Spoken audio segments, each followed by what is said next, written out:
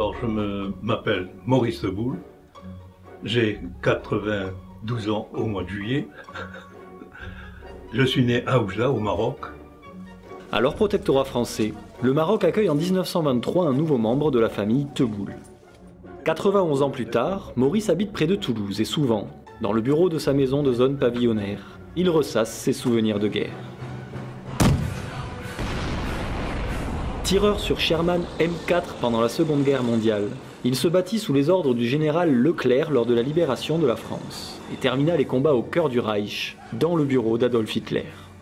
Une période riche en émotions mais dont les souvenirs, même à son âge, ne suffisent pas à remplacer l'instant présent. Et c'est donc fidèle à sa passion de toujours, l'aviation, que Maurice a décidé de sauter en parachute pour fêter son prochain anniversaire. Mais avant de le voir fendre l'azur, voyons comment l'histoire l'a entraîné dans l'aventure. Étant jeune, j'étais passionné par l'aviation. D'ailleurs, à l'âge de 6-7 ans, j'avais installé un fauteuil avec le manche à balai, tous les tableaux de bord, et je pilotais. 10 ans plus tard, alors que Maurice sort de l'adolescence, les nazis entrent dans Paris et défilent devant une population atterrée.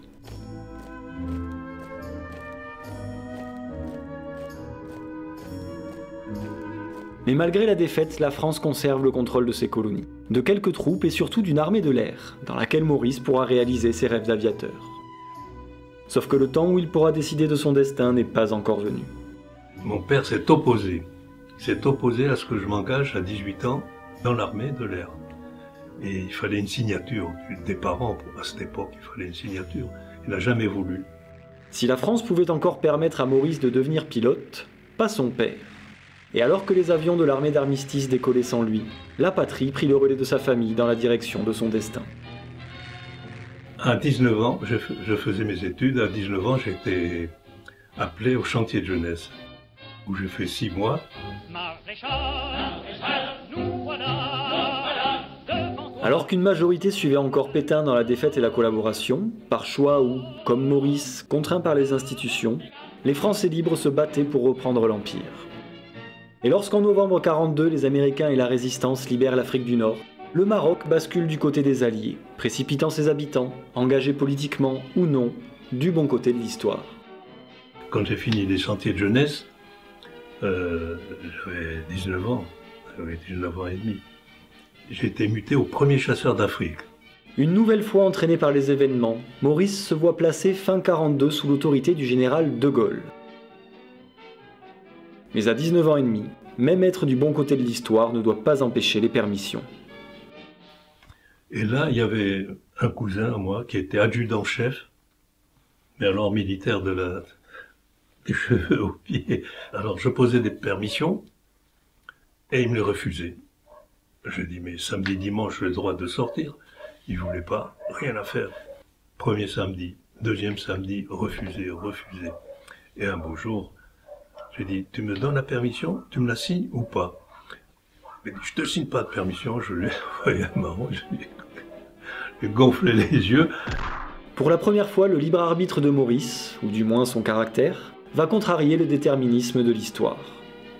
Car sans le savoir, en donnant ce coup de poing, Maurice changea la place qui lui avait été faite dans cette guerre, et bouleversa son destin. Bon, personne n'a rien su, quoi. Qu'il était tombé, je ne sais pas ce qu'il a raconté. Le lendemain, j'ai demandé au capitaine Loiseau, tiens, voilà son nom me revient. Il me dit, pourquoi vous n'êtes pas bien ici au premier chasseur? S'il y a quelque chose qui va, vous allez monter de grade, ceci. Je lui ai dit, non, je veux changer. Et bien voilà, Leclerc, il revient du Tchad. Est-ce que ça vous intéresse? Je lui ai dit, volontaire. J'ai signé tout de suite à rejoindre Leclerc. Moi, j'ai dit, mon grand-père a fait la guerre, mon père a fait la guerre, eh bien, je vais faire la guerre aussi. 3 générations.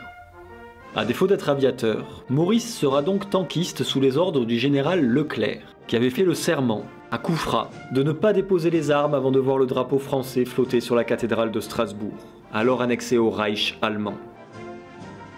Le chemin pour y arriver est considérable, mais en avril 1944, avec Maurice, ce sont 16 000 personnes et 4 200 véhicules qui sont prêts à prendre la mer pour les îles britanniques. Et un jour, les bateaux arrivent. 11 jours de mer, en plein océan. On a débarqué à Swansea. Et avec les chars, nous avons traversé toute l'Angleterre jusqu'à Finborough Station. Il fallait rouler à gauche avec les chars. On conduisait les chars, on était à gauche. On revenait à droite, on voyait les voitures, on revenait. C'est difficile, hein. Je n'avais jamais conduit à gauche. Surmontant cette première épreuve, la 2e DB s'installe pour plusieurs mois dans le nord de l'Angleterre, où elle sera rattachée à la 3e armée américaine et placée sous commandement allié. Ils nous ont bien accueillis, les Anglais, très bien accueillis. C'est là où j'ai appris à fumer les Craven. Et, je ne sais pas si vous les connaissez, c'est des bonnes cigarettes qui sentent bon, et puis elles sont un peu opiacées. Alors ça vous mettait un peu déjà drogué déjà.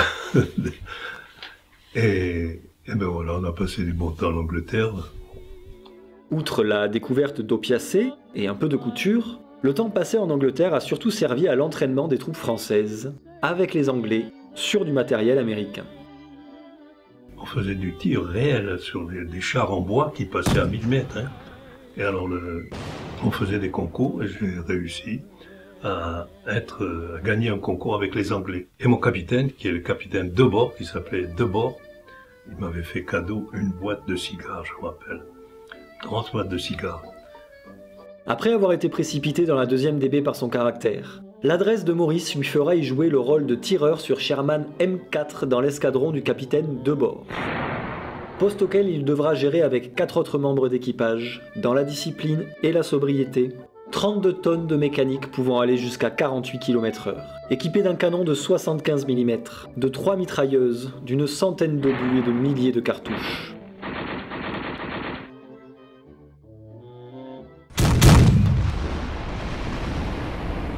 Alors que les troupes de Leclerc terminent leur entraînement, les Alliés débarquent en Normandie. La 2e DB devra encore patienter près de 2 mois pour rejoindre le front. Quelque temps après les Américains, on a débarqué à Utah Beach, sur la côte normande. Enfin, la division débarque en France. Ça sent bon le pays, on arrive enfin, fini le voyage. Quelques jours plus tard, alors que l'immense majorité de ces hommes n'a pas connu la guerre, la 2e DB partirait son premier feu sur le front de l'Ouest. Dès qu'on a débarqué, 3-4 jours après, bon, on était en position, on était des chars, et on mangeait, on buvait, parce qu'on avait des rations américaines. Et c'est ma ration américaine, il y avait tout, du chocolat, il y avait de tout dedans, tout. Et le matin, au petit déjeuner, le capitaine, il dit « Allez, le Vermandois », c'était mon char. Et puis après, il dit « Non, le Vermandois, vous restez avec moi.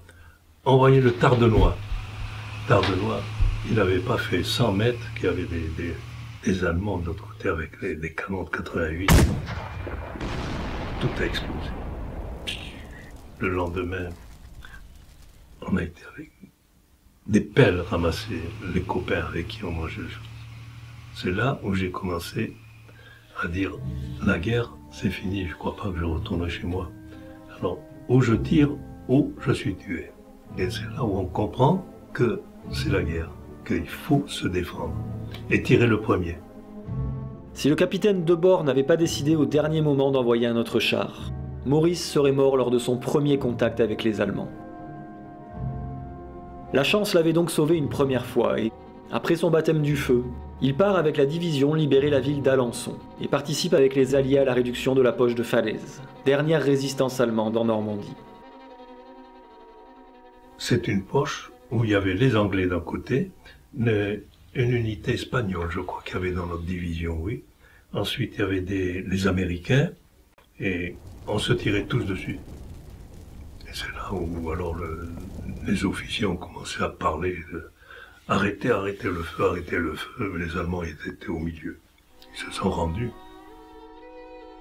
La résistance nazie étant brisée dans cette bataille, qui partir amis ou ennemis fera 200 morts et 600 blessés au sein de la division, les Alliés peuvent 2 mois après le débarquement quitter la Normandie et marcher sur l'Allemagne. Mais Leclerc a un autre but, Paris, où la nouvelle de la victoire en Normandie a déclenché l'insurrection de la résistance. Ce qui n'empêcha personne de rester élégant.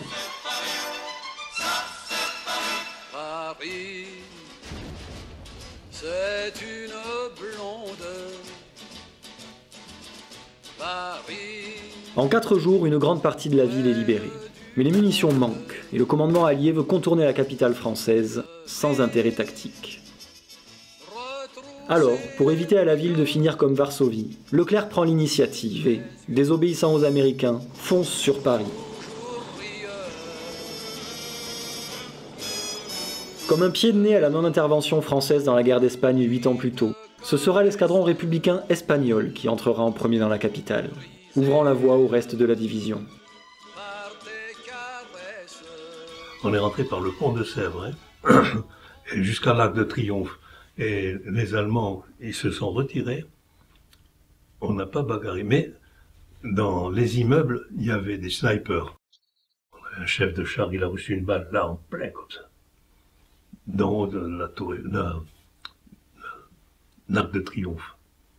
Moi, j'ai tiré la mitrailleuse sur l'Arc de Triomphe. Sur l'Arc de Triomphe et sur à Strasbourg. Sur la cathédrale de Strasbourg. Les tirs de Maurice étaient un mal pour un bien, car Hitler avait prévu la destruction de la ville en cas de défaite. Mais les 20 000 soldats allemands n'en avaient pas les moyens. Et après 6 jours de combat contre la résistance et les 16 000 hommes de Leclerc, la bataille pour la capitale prend fin avec la reddition du général von Choltitz. Hitler ne verra pas Paris brûler. Paris, Paris outragé, Paris brisé, Paris martyrisé, mais Paris libéré. Libéré de l'oppression allemande, mais pas encore affranchi de la violence, la population se livre à des règlements de compte et aux tontes.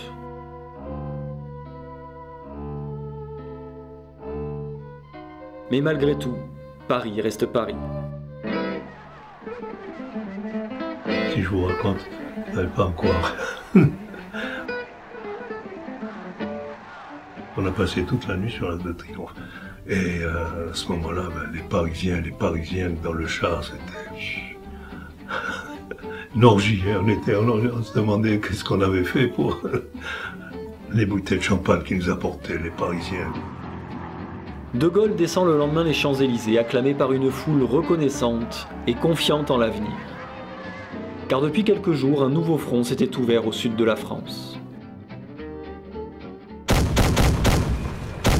L'opération Dragoon, un second débarquement sous commandement français, avait eu lieu en Provence, libérant Marseille sous les vivas de la foule et ouvrant la voie pour la remontée du Rhône et une jonction avec les Alliés. 3 mois après l'ouverture du front de l'Ouest, la France avait pu libérer avec ses propres forces et celles de son empire les 2 plus grandes villes du pays, regagnant ainsi la confiance perdue en 1940.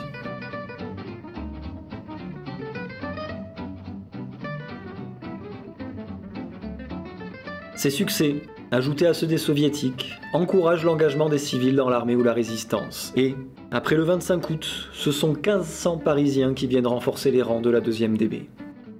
En attendant les renforts, Maurice est au repos dans la banlieue parisienne, où il est accueilli par la famille Pétavin. J'avais un petit grade et j'avais connu une femme et je suis resté 3 jours avec elle. J'ai pas rejoint le régiment. Et dégradé heureusement de bord, il m'a protégé beaucoup. Pas Chesson, il voulait m'enfoncer. Nous verrons plus tard qui est Chesson, mais en attendant, la division quitte Paris, et Maurice fait ses adieux à son ami. J'ai pleuré sur tes pas, en murmurant tout bas, la prière d'adieu d'un départ douloureux qui m'emplit de détresse. En faisant route vers l'est, la division passe par Vittel et libère le camp où étaient détenus les civils anglais et américains restés sur le continent en 1940. Mais un cœur pris et la liberté rendue, il était temps de se confronter à nouveau à l'allemand.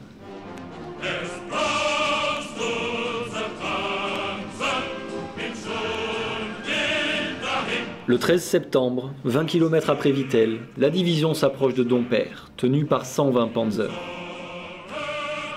Maurice, lors de ce qui fut la plus grande confrontation de chars sur le front de l'Ouest, prit un éclat d'obus dans le bras en participant avec 3 escadrons à la destruction d'une trentaine de chars allemands, avant d'être appelé en renfort à quelques kilomètres de là.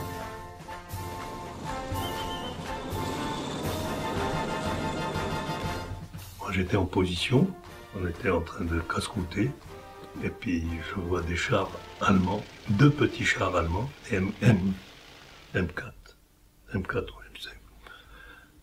Et j'ai tiré dessus, je crois qu'il y en a eu, j'ai vu en feu, l'autre j'ai tiré dessus, il a réussi à partir.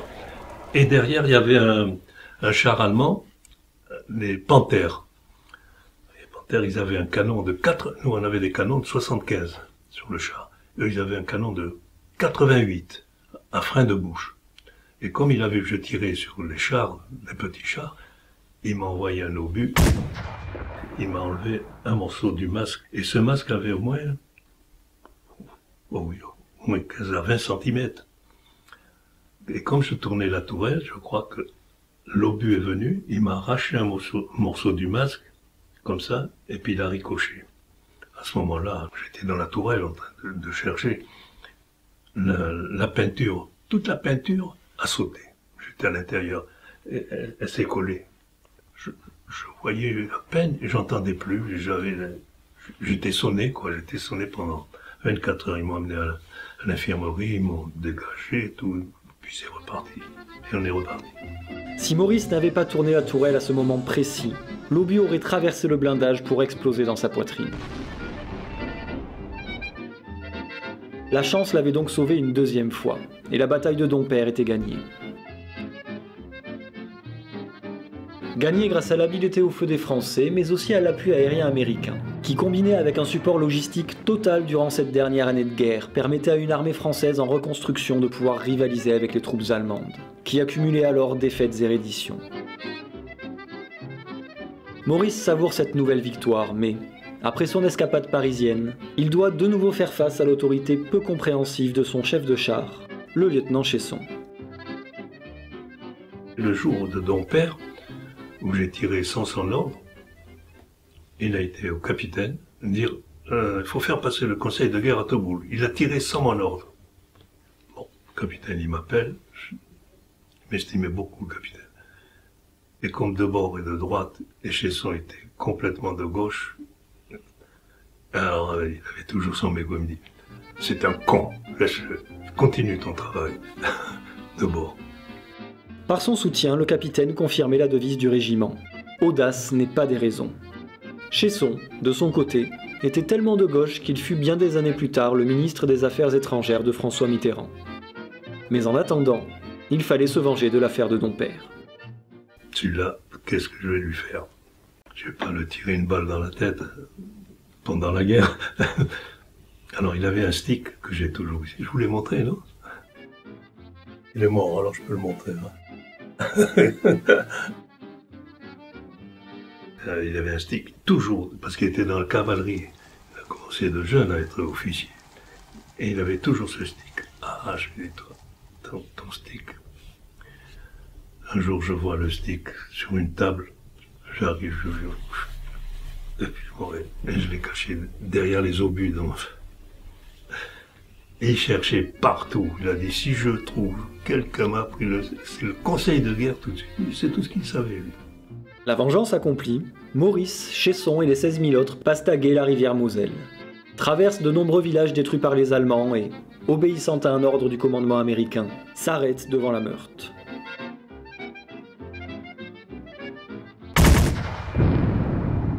Alors qu'ils sont bombardés depuis les Vosges, les chars français bravent le feu ennemi et arrivent dans les environs de Baccarat par là où on ne les attend pas, menant ainsi une opération si bien réalisée qu'elle sera surnommée le Menuet de Baccarat. Leclerc la considérera d'ailleurs comme l'une de ses plus belles réussites, et en établissant son PC dans la ville réputée pour sa manufacture de cristal, il s'offrira le plaisir de saisir la vaisselle commandée par Göring et d'y boire le champagne. Les Allemands, qui n'ont eux plus rien à célébrer, sont repliés sur les contreforts des Vosges. La division enfonce leur première ligne, et Maurice et son groupement cherchent un endroit sûr pour une pause de quelques heures. On est arrivé dans un château, et il y avait encore du pain sur la table. Et à ce moment-là, on est descendu, et bon, avec la mitraillette, et chacun se servait. Et moi, j'ai trouvé dans une armoire, j'avais trouvé un violon. J'ai pris le violon, comme j'avais fait beaucoup de violons étant jeune, je vois Stradivarius. J'en revenais pas. Je dis, c'est pas possible, c'est pas possible. Je l'ai enfermé, je l'ai mis dans mon char. J'ai dit, ça, voilà une bonne prise de guerre, c'est que ça vaut une fortune, hein, Stradivarius. Hein. Et à ce moment-là, capitaine, si je trouve quoi que ce soit qui appartienne aux Allemands, conseil de guerre immédiat. Il faut rendre tout ce que vous avez au Wagmeister. Il va passer dans tous les chars. Et alors j'ai rendu le violon, et je lui ai dit au Wagmeister, je lui ai dit, mais je veux le récupérer. Il me dit, eh bien vous allez à Paris, après à la maison de la division de guerre, vous allez le trouver. Il avait disparu. Vous vous rendez compte, Stradivarius n'est pas perdu pour tout le monde. Tant pis. Mais malgré les ordres, Maurice aura quand même pu récolter quelques prises de guerre. Alors j'avais pris une raquette de tennis, que j'ai encore, elle est là en bas chez moi. J'avais pris le violon et un poignard. Un poignard que j'avais mis ici, sous la combinaison, personne ne voyait. Le château nettoyé, et peut-être un peu pillé, mais ce sont des choses qui arrivent en temps de guerre, il faut déjà retourner au combat. Les dernières lignes allemandes des Vosges sont percées par les tanks français qui envoient dans le ravin les charrettes, les chevaux et les Allemands qui ne s'écartent pas de leur passage. Là aussi, pour la troisième fois, Maurice aura une chance inouïe, lorsque sur un col enneigé, son char fut retenu de tomber dans un ravin de 800 mètres par une borne kilométrique bien placée. Après le passage des cols, la division arrive par surprise dans la plaine d'Alsace, prenant ses ennemis à revers et libérant les villes se trouvant sur son passage. Le 23 novembre, Strasbourg est aux mains des Français.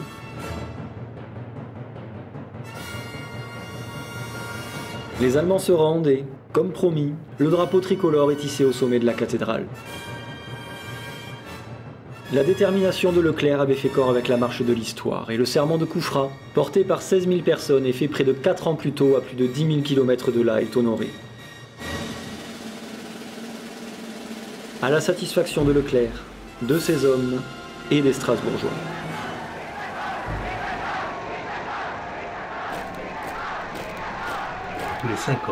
Tous les 5 ans, à Strasbourg, c'est quelque chose d'incroyable. Incroyable. Mieux qu'à Paris, hein, mieux que les Parisiens. Les Strasbourgeois, on va à la cathédrale, quand on sort de la cathédrale, on voit les Alsaciens avec la tenue alsacienne, le plateau, du champagne et le Kogolov. C'était formidable.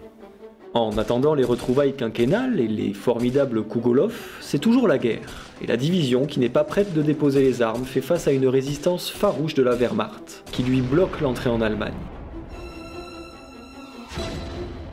Après 5 jours de combat, la 2e DB est envoyée dans les environs de Mulhouse pour rejoindre la 1re armée française, débarquée quelques mois plus tôt en Provence. Leclerc quitte alors le commandement américain pour passer sous les ordres du général Delattre.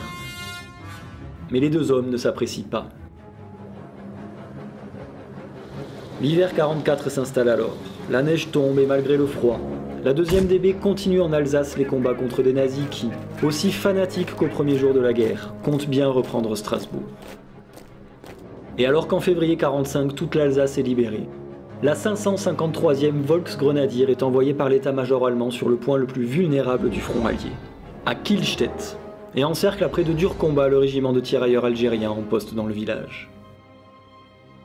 Le groupement de Maurice est envoyé pour leur porter secours, et au matin du 22 janvier, avec une température au-dessous de zéro, les chars français avancent vers l'ennemi.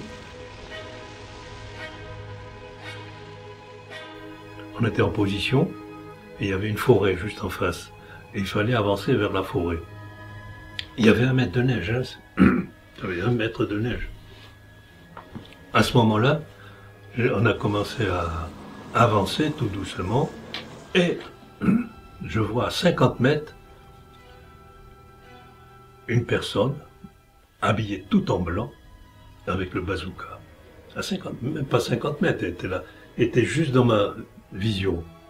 J'avais qu'à appuyer avec le pied, tant que le coup de canon, le canon est parti. À ce moment-là, je ne sais pas s'il y avait un régiment, mais je sais pas, des milliers d'Allemands qui se sont sauvés vers la forêt, vous voyez, quand ils ont vu qu'on tirait. Alors j'ai tiré. Je sais pas combien j'en ai tué, j'en sais rien. Toujours est-il que le soir, ils nous ont donné l'ordre de nous replier. Après, on nettoyait les chenilles, on trouvait des mains, des têtes dans les chenilles. Ça, c'était affreux, affreux. Qu'est-ce que c'était? Des gosses de 14, 15 ans, 16 ans. Des jeunes, on voyait les têtes d'un côté, des gosses. À la fin de la guerre, l'Allemagne a fait combattre les jeunesses hitlériennes, encadrées à Kielstedt par le régiment d'élite Marbach. Comme eux, des milliers d'adolescents se sont fait massacrer sur les deux fronts, Est et Ouest.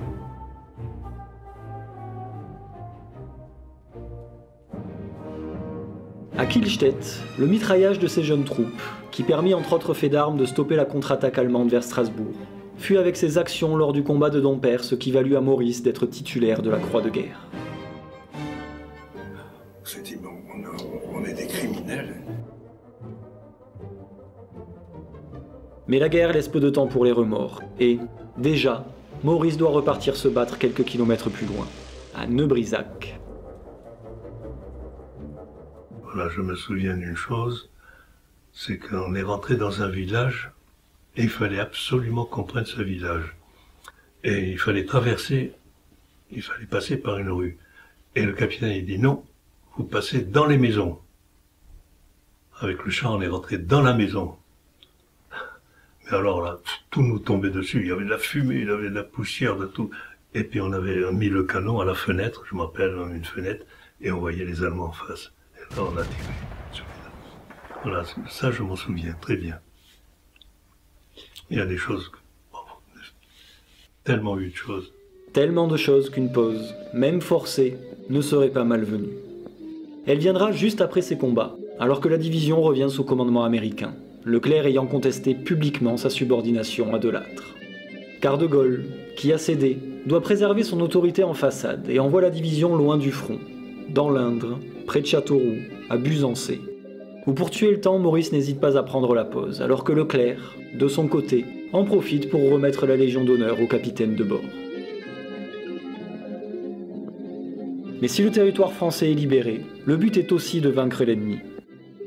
Alors pendant ce temps, De Lattre passe le Rhin avec ses 250 000 hommes, et, sous les ordres de De Gaulle et désobéissant aux Américains, prend les villes de Karlsruhe, Stuttgart, Sigmaringen et Ulm, pour quelques semaines plus tard finir la guerre en Autriche.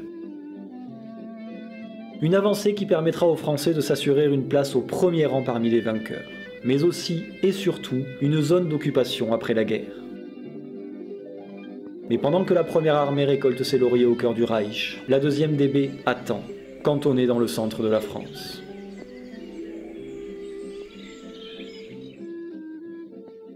Et d'un seul coup, on a reçu ordre de rejoindre Royan. Dans la nuit, ils nous ont fait charger les chars sur le train, toute la nuit. Et là, à Royan, on n'a pas eu de ravitaillement. On mangeait que ce qu'on avait dans le char. Malgré les défauts d'intendance, Maurice aura tout de même réussi à mettre hors d'état de nuire un bunker du mur de l'Atlantique en tirant un obus pile dans son ouverture. Mais Leclerc, malgré cet exploit, qualifiait cette bataille de mascarade. Et en effet, alors qu'il suffisait d'attendre la fin de la guerre et la reddition allemande, ce qui n'était plus qu'une question de semaines, les généraux français et l'aviation américaine décidèrent d'attaquer, provoquant ainsi la destruction de 80% de la ville et la mort inutile de 500 civils et de milliers de militaires, français et allemands. Et à ce moment-là, on voyait des avions américains lâcher des bombes. Échapper.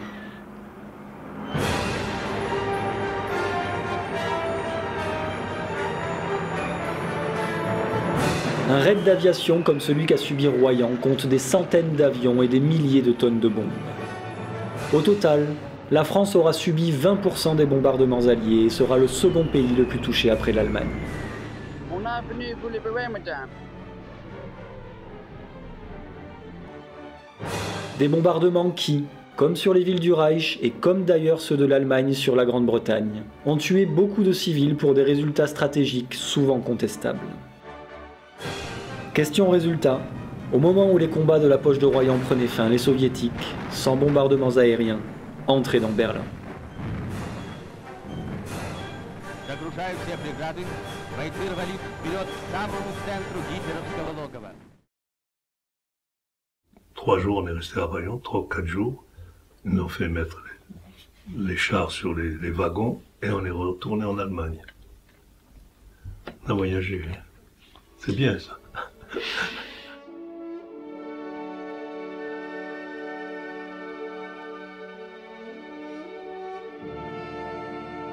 Enfin, la division est en Allemagne. Et alors qu'elle va passer le même jour le Rhin et le Danube, elle entre pour la première fois en contact avec des civils allemands. Oui, alors quand on passait en Allemagne dans les champs, dans la route avec les chars, on voyait les femmes allemandes en train de ramasser les pommes de terre ou je sais pas quoi. Elles se relevaient même pas à nous regarder. Elles étaient là en train de travailler. Et avec les chars, on fait du bruit, hein. Ne regardez pas. Je n'ai jamais eu contact avec les Allemands. Qu'est-ce que vous voulez qu'on dise à ce moment-là, hein? J'ai dit, bon, elles sont pas contentes de nous voir arriver chez eux. Hein. Ils savaient que la guerre était presque finie. Hein.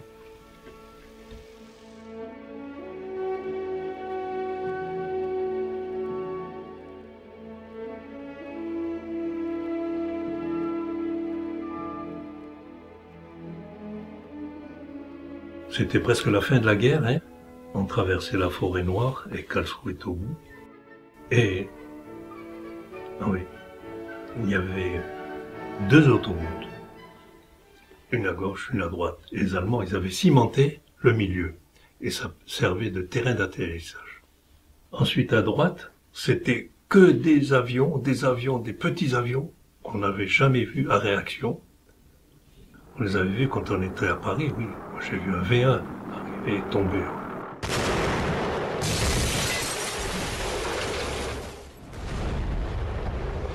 Au début, les avions les suivaient facilement, d'un seul coup. Une fusée. C'était ces petits avions, et il y en avait des milliers. Tout le long de l'autoroute. Et après, qu'est-ce qu'on a vu? Des fûts de 200 litres vides. Et quand on a vu ça, il y avait les avions et les fûts vides. On s'est dit, ça y est, ils ont perdu la guerre, les Allemands. Cette pénurie d'essence, ajoutée à l'erreur pourtant déjà commise par Napoléon 200 ans plus tôt de vouloir se battre sur 2 fronts sans dominer les mers ou pouvoir supporter l'hiver, montre que l'issue d'une guerre est autant soumise à l'habileté tactique des chefs qu'aux limites fixées par la géographie, les ressources et le climat, et que le destin de centaines de millions de personnes est déterminé par le résultat de cette équation.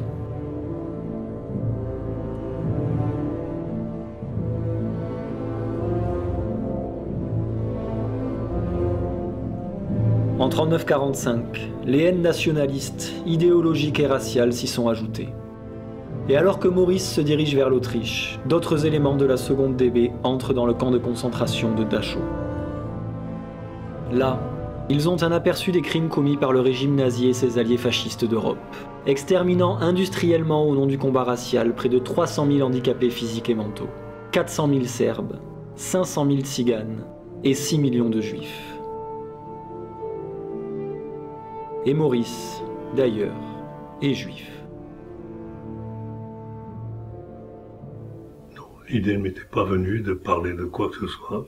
On faisait la guerre, on combattait les Allemands, on était français. On se défendait, c'est tout. Parce qu'on ne savait pas ce que Hitler avait fait, hein. Les camps de concentration, on était ignorants. Complètement, hein. On ne savait pas. Bon, par la suite, on a vu tout ce qu'il avait fait. Il venait le 30 avril de se tirer une balle dans la tête, signant ainsi la défaite du Troisième Reich, à laquelle les troupes de la France libre avaient pleinement participé, avec l'aide de la résistance, des colonies et contre les collaborateurs vichistes qui se battaient encore à Berlin, sous uniforme allemand et pour le nazisme.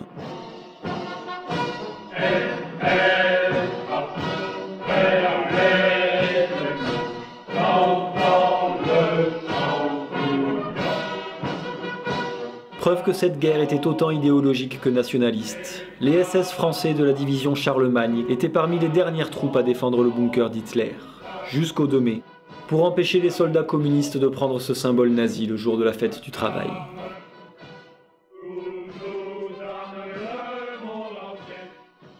Arrivés à Berchtesgaden le 4, les patriotes de la 2e DB, doublant les capitalistes démocrates américains et désobéissant pour la dernière fois à leurs ordres, entrent les premiers Oberghof, repère d'Hitler, ultime symbole du fascisme et ruine emblématique de sa puissance passée.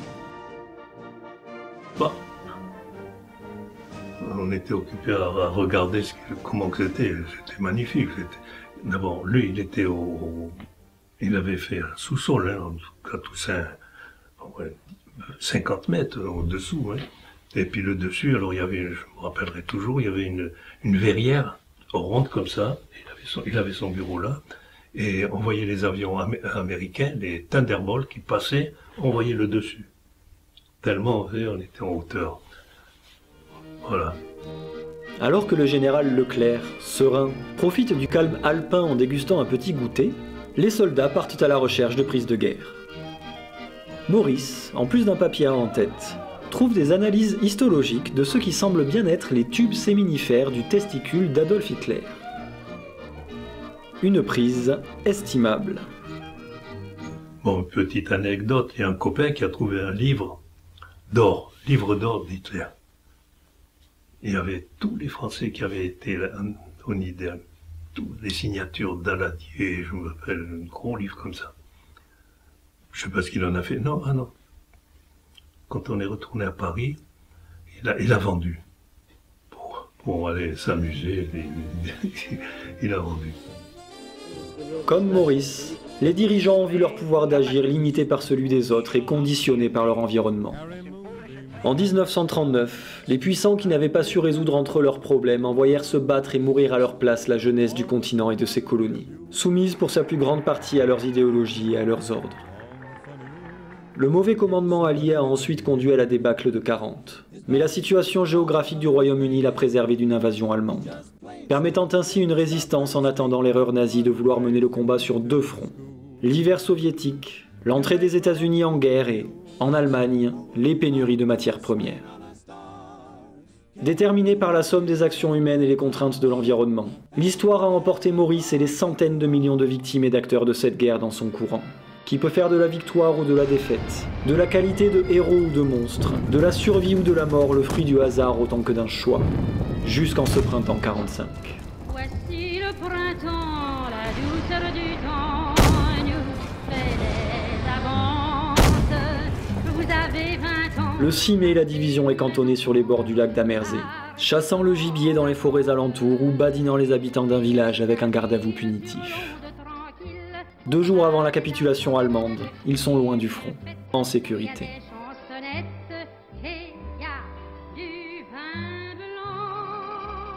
Puis un copain qui s'appelait Antoine, le pauvre, c'est un Parisien. Il parlait l'anglais couramment, alors on sortait ensemble en Angleterre pour faire la vraie. Il parlait anglais et il aimait la mer, il se baignait. Il m'a dit, Maurice, viens, on va faire un tour en barque. Il a pris une barque. Je dis, non, ça me dit rien, je suis fatigué. Il a disparu. On n'a plus jamais retrouvé ni la barque, ni lui. Les Allemands, ils ont dit, il y a des tourbillons. On ne retrouve plus. On a perdu. Bon copain. C'était un bon copain. Et lui, il n'est pas mort de la guerre. Le pauvre, on a fait presque toute la guerre. Il a tombé dans un... Mort à cause des hasards du climat, les 18 soldats noyés ce jour-là dans les eaux froides du lac d'Amersee seront les derniers des 1224 tués de la 2e DB. Le 8 mai, l'Allemagne nazie capitule. Et la guerre en Europe, qui a fait plus de 50 millions de morts, est terminée, offrant une belle fête aux vainqueurs et ouvrant la voie à un exil de population massif et des vengeances et exécutions sommaires sur tout le continent. Encore stationné dans le sud de l'Allemagne, Leclerc se fait remettre une douzaine de prisonniers SS français. Après une courte entrevue, où les uniformes alliés et nazis se font face une dernière fois, ils se font fusiller sans procès.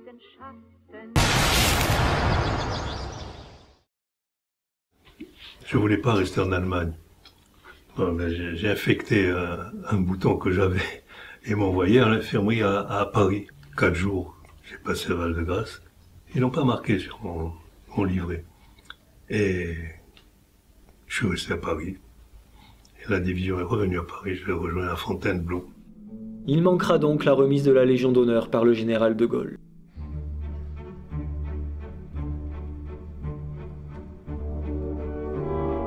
Mais Maurice sera finalement rattrapé par les honneurs, car le destin, patient, saura attendre 70 ans. Monsieur Maurice Teboul, au nom du président de la République et en vertu des pouvoirs qui me sont conférés, nous vous faisons chevalier de la Légion d'honneur.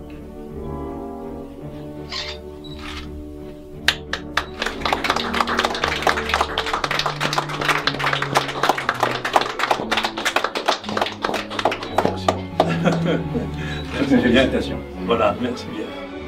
70 ans plus tôt, l'Europe a de nouvelles frontières, autour desquelles 2 blocs se font face, se préparant à de nouveaux conflits où chaque personne pourra avoir un rôle à jouer, qu'elle le choisisse ou qu'il lui soit imposé. Dans ce nouvel ordre des choses, ceux qui étaient encore des héros en 1945 et qui choisirent de garder les armes continueront d'être portés par les guerres du XXe siècle. Maurice, poussé par l'histoire, animé par son courage et préservé par la chance, avait été un héros de la France libre et avait eu le destin qui lui allait sans vraiment le vouloir, incarnant, ainsi, une certaine banalité du bien. Mais s'il a dû accompagner les impératifs de l'histoire pendant les années de guerre, il pourra après la victoire choisir de retrouver ses habits civils et son pouvoir d'agir, et, libre des ordres de ses supérieurs dans un pays libre du nazisme, il pourra alors sortir de l'état exceptionnel de l'histoire pour de rouage redevenir individu, et expérimenter, si tant est qu'il existe, le libre arbitre. Beaucoup continuaient de laisser l'histoire déterminer leur destin, mais Maurice Teboul, quant à lui... Ah ben, chez son, il voulait m'emmener en Indochine. Il voulait m'emmener en Indochine. Alors il me dit, ah Teboul, tu viens avec nous en Indochine, tu vas voir, tu vas monter de grade, tout ça. Je lui dis, mon lieutenant, qu'est-ce que vous êtes dans l'armée, lieutenant? Ben moi dans le civil, je suis général. Je lui ai dit comme ça. Il m'a regardé, il a compris. Je voulais pas aller en Indochine.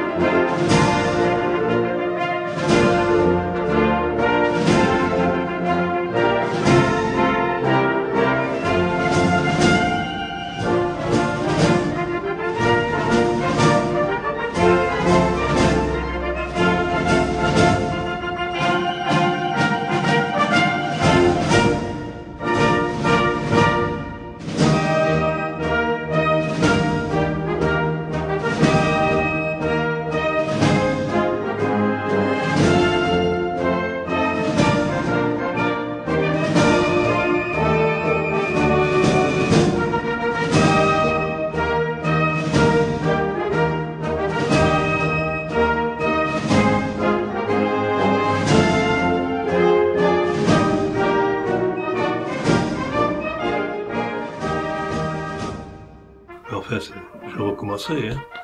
J'aime ça, j'aime sauter. Hein, j'aime sauter.